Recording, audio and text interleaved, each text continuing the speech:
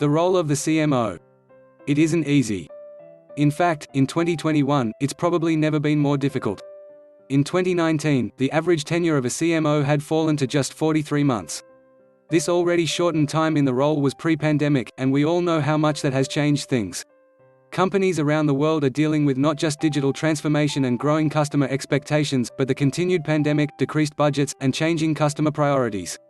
The CMO, as always, is set to take responsibility for how well his or her company deals with those pressures.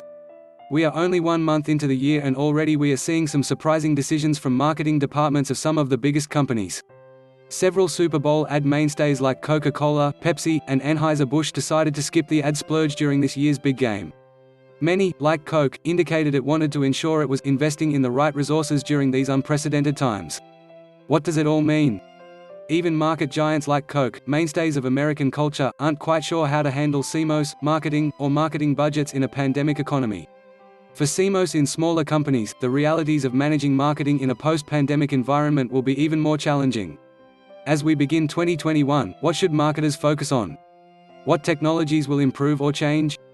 How will marketers prepare for new disruptions, tech or otherwise? Will certain technologies finally go mainstream?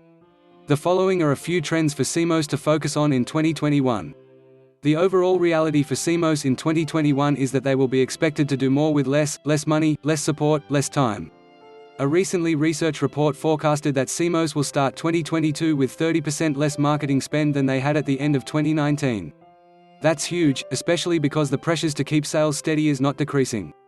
For CMOs, this will mean a lot of leaning on technology for hyperautomation, or the automation of anything and everything possible.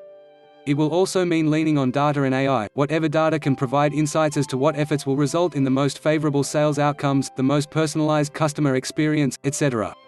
This more with less mentality will require CMOs to adopt and execute more effectively with oft-idle technology investments.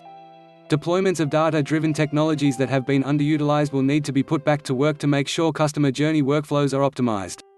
I've been outspoken about the onset of new customer data platforms that help companies deliver on the full customer lifecycle. This is why Microsoft, Salesforce, Oracle, Twilio, SAP and so many other technology giants have turned their attention to gaining omni-channel customer insights.